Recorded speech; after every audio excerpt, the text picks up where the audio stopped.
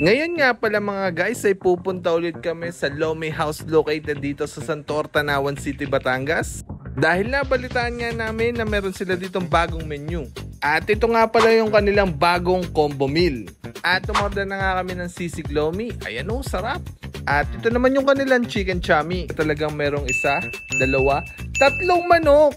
At nakahingi kami ng manamis-namis na sabaw ng chami.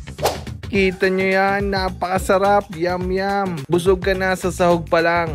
At ito yung kanilang bagong combo meal. Java rice, lumpia, chami, at fried chicken. Tikman na natin yung kanilang lumpia. Ang sarap, panalo tayo dito. Kaya ano pang iniintay nyo guys? Bisita na kayo dito sa Lomi House, Santor, Tanawan City, Batangas. Let's go! Kain na tayo. Napakasarap talaga ng pagkain dito sa Lomi House. Siguro hindi lang 10 beses kami nakakain na dito. Kaya't binabalik-balikan namin. Sa sobrang sarap, tingnan nyo at napakabilis kong kumain.